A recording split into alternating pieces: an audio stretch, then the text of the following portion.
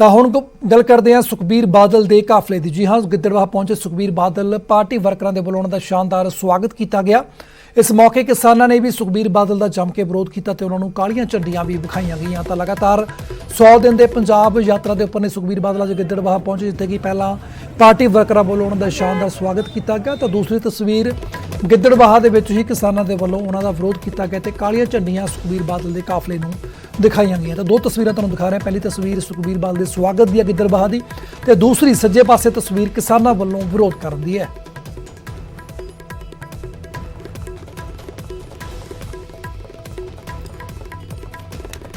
पंजाब में सर्व सेहत बीमा योजना के तीसरे गेड़ की शुरुआत कर दी गई है। सेहत मंत्री बलबीर सिद्धू ने इसकी शुरुआत की है। मोहाली के विच सेहत मंत्री के वालों इस योजना की शुरुआत हुई है।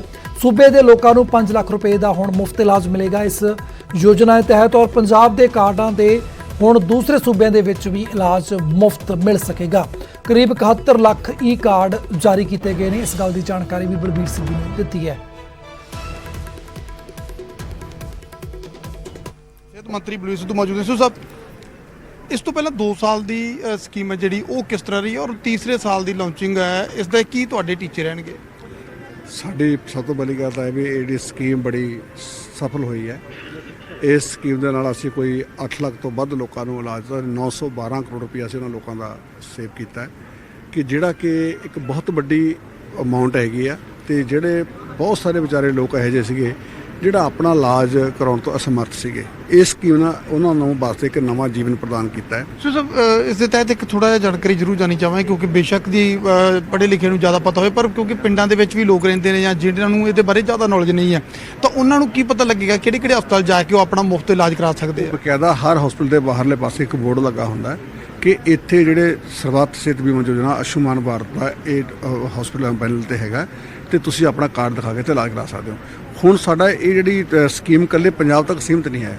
ਜੇ ਉਹ ਸਾਡਾ ਕਾਰਡ ਹੋਲਡਰ ਹੈਗਾ, ਉਹ ਕਿਸੇ ਵੀ ਸੂਬੇ 'ਚ ਕਿਸੇ ਵੀ ਸਟੇਟ ਜਾ ਕੇ ਇੰਡੀਆ ਦੀ ਜਾ ਕੇ ਉੱਥੇ ਕਾਰਡ ਦਿਖਾ ਕੇ, ਜਦੋਂ ਐਮਰਜੈਂਸੀ ਪਏਗੀ, ਚਲੋ ਮੈਂ ਗੁਜਰਾਤ ਗਿਆ ਤੇ ਮੈਨੂੰ ਹਾਰਟ ਦੀ ਪ੍ਰੋਬਲਮ ਆ ਗਈ, ਤਾਂ ਉੱਥੇ ਤੋਂ ਮੈਂ ਹਸਪਤਾਲ ਜਾ ਕੇ ਵੀ ਆਪਣਾ ਇਲਾਜ ਕਰਾ ਸਕਦਾ। ਸਰਬੱਤ ਸਿਹਤ ਬੀਮਾ ਯੋਜਨਾ ਦੇ ਤਹਿਤ ਤੀਜੇ ਸਾਲ ਦੀ ਸ਼ੁਰੂਆਤ ਕਰ ਦਿੱਤੀ ਗਈ, ਔਰ ਵੱਡੀ ਗੱਲ ਇਹ ਕਿ ਕਹਿੰਦੇ ਨੇ ਕਿ ਪੂਰੇ ਦੇਸ਼ ਦੇ ਵਿੱਚ ਕਿਤੇ ਵੀ ਜਾ ਕੇ ਕਿਸੇ ਵੀ ਸੂਬੇ ਦੇ ਵਿੱਚ, ਕਿ ਜੇਕਰ ਤੁਹਾਡੇ ਕੋਲੇ ਪੰਜਾਬ ਦਾ ਕਾਰਡ ਹੈ ਤੇ ਰੱਬ ਨਾ ਕਰੇ ਤੁਹਾਨੂੰ ਕਿਸੇ ਹੋਰ ਸੂਬੇ ਦੇ ਵਿੱਚ ਗਿਆ, ਉੱਥੇ ਕੋਈ ਤੁਹਾਡੇ ਨਾਲ ਅਣਹੋਣੀ ਹੋ ਜਾਂਦੀ ਹੈ, ਤਾਂ ਤੁਹਾਡਾ ਉੱਥੇ ਵੀ ਇਲਾਜ ਹੈ ਜਿਹੜਾ ਉਹ ਮੁਫਤ ਕੀਤਾ ਜਾਵੇਗਾ ਉਸੇ ਕਾਰਡ ਦੇ ਤਹਿਤ। और दूजी गल कि जेकर तुहाडा कार्ड नहीं बनया, तुसीं एलिजिबल हो, तो तुहाडा पहला इलाज होवेगा और तुहाडा कार्ड बना के तुहाडे तो पैसे चार्ज नहीं किए जाएंगे। ऐसा दावा करते हैं पंजाब के सेहत मंत्री बलबीर सिंह सिद्धू।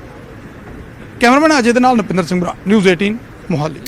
खबर राजपुरा तो जिथे किसानों के वालों प्रदर्शन किया गया, दुकानदार के खिलाफ जम के नारेबाजी की गई। तो दस दी कि खाद के नाल कीटनाशक देने का दुकानदार के उपर किसानों वालों इल्जाम लगाया गया। कीटनाशक लैण लई मजबूर किया जा रहा सी। दुकानदार के वालों ये कह रहे सी किसान, तो दुकानदार ने फिलहाल अपने उपर लगे सारे इल्जामों नूं सिरे तो नकार दिता। तो राजपुरा के विच किसानों के वालों एक खाद की दुकान के मालक के विरुद्ध नारेबाजी की गई और इल्जाम लगाया कि कीटनाशक की खाद के नाल जबरन उसके वालों लोगों को कीटनाशक दिता जाता सी, और अजिहे दे विच दुकानदारां ने उसका जम के विरोध किया, और दूसरे पासे दुकानदार ने अपने उपर लगे सारे इल्जामों नूं बेबुनियाद दस्सिया।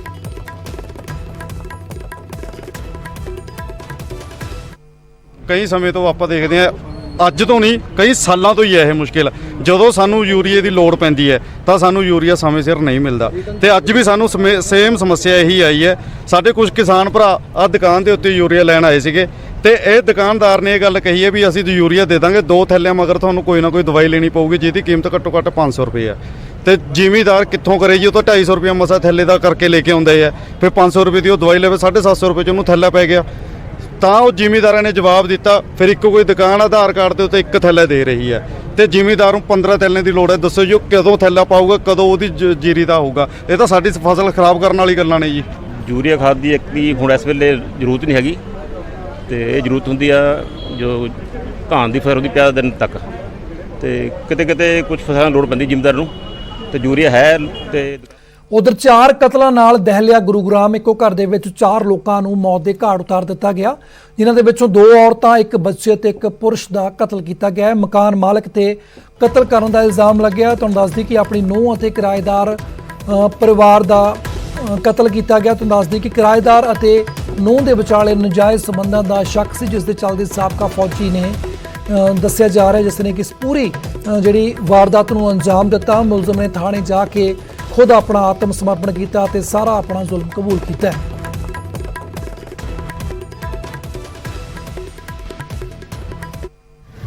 मेरी तो 4 डेड बॉडी हैं जिनकी हत्या हुई है।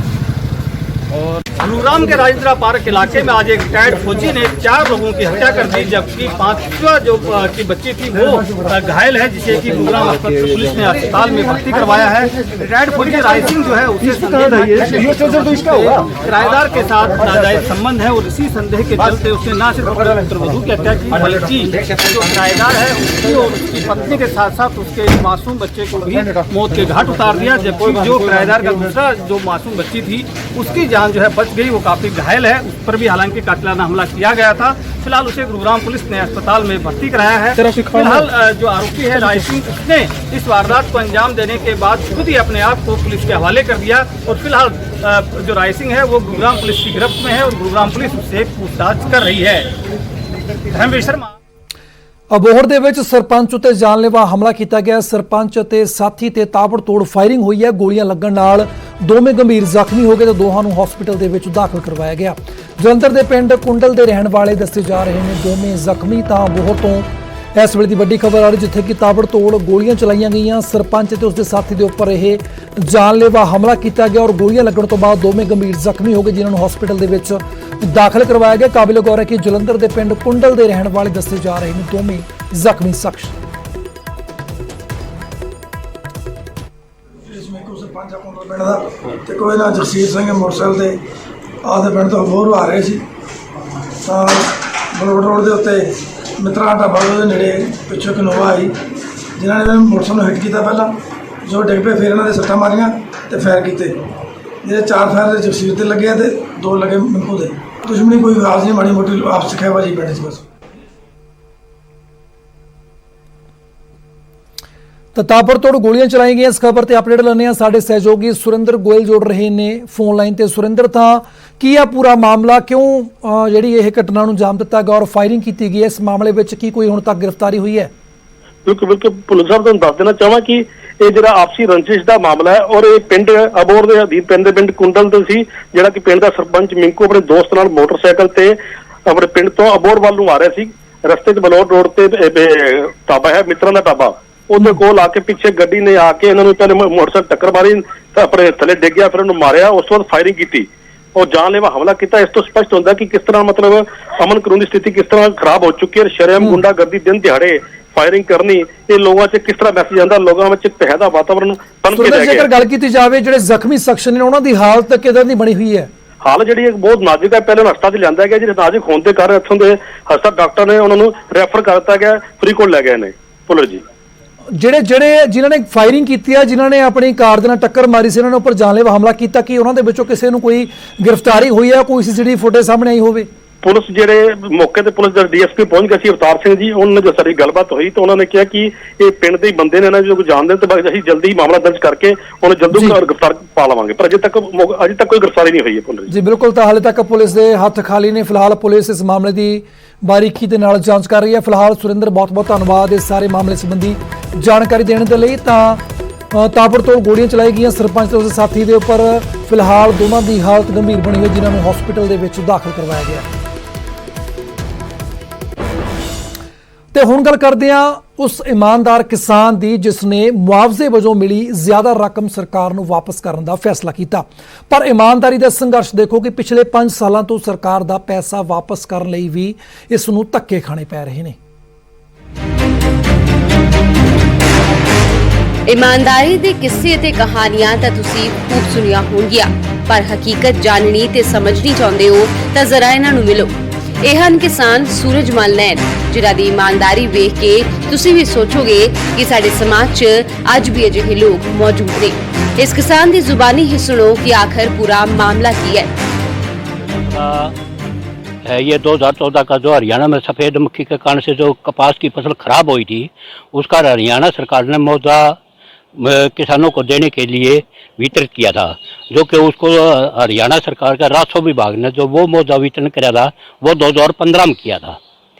तो 15 में किया था। जब मैंने इसके अंदर देखा भाई बड़ा भारी घपला हुआ है, तो मैंने RTI से उसकी सूचना ली थी, राजस्व विभाग तहसीलदार जुलाना से। जब मैंने उसके अंदर देखा तो बड़ा भारी घपला हुआ, तो उसकी शिकायत फिर मैंने ऊपर करी थी। उस शिकायत को दबाने के लिए तहसीलदार जुलाना ने मेरे अकाउंट में और मेरा भाई के अकाउंट में 70,000 रुपये हमारे अकाउंट में डाल दिए। तो मैंने तहसील कार्यालय में फिर तहसीलदार को चिट्ठी लिखी, भैया पैसा मेरा नहीं है, या आपने जानबूझ के डाला या अनजाने में डाला है, मैं इसे अपनी ईमानदारी से इसको वापस आपका खाता में डालना चाहता हूँ। लेकिन उन्होंने इसके 1 साल तक इसके कोई जवाब नहीं दिया। इसकी शिकायतें सीएम विंडो पर लगाई, भैया पैसा मेरा अकाउंट में आ रहा है, मैं इसको स्वेच्छा से वापस लौटाना चाहता हूँ। लेकिन इस सीएम विंडो को भी लीपापोती करके उन अधिकारियों ने अपने गलती को छुपाने के लिए लीपापोती करके उसको।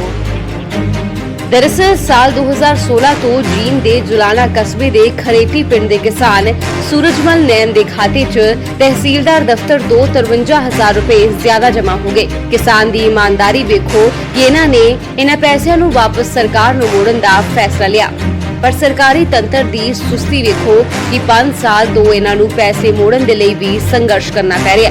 ਕਪਾਹ ਦੀ ਫਸਲ ਦੇ ਲਈ 2015 'ਚ ਇਹਨਾਂ ਨੂੰ ਮੁਆਵਜ਼ੇ ਦੇ ਤੌਰ ਤੇ ਮਹਿਜ਼ 16,000 ਹੀ ਮਿਲਣਾ ਸੀ, ਪਰ 53,000 ਦੀ ਰਕਮ ਮੋੜਨ ਦੇ ਲਈ ਉਹ ਤਹਿਸੀਲਦਾਰ ਤੋਂ ਲੈ ਕੇ DC ਦਫ਼ਤਰ ਅਤੇ CM ਵਿੰਡੋ ਤੋਂ ਲੈ ਕੇ CM ਨਿਵਾਸ ਤੱਕ ਗੁਜ਼ਾਰਿਸ਼ ਕਰ ਚੁੱਕੇ ਨੇ, ਪਰ ਅਜੇ ਤੱਕ ਸਰਕਾਰੀ ਅਫਸਰਾਂ ਦੀ ਨੀਂਦ ਨਹੀਂ ਟੁੱਟੀ ਹੈ। ਜੀਂਦ ਤੋਂ ਵਿਜੇਂਦਰ ਕੁਮਾਰ ਦੇ ਨਾਲ ਬਿਊਰੋ ਰਿਪੋਰਟ, ਨਿਊਜ਼ 18।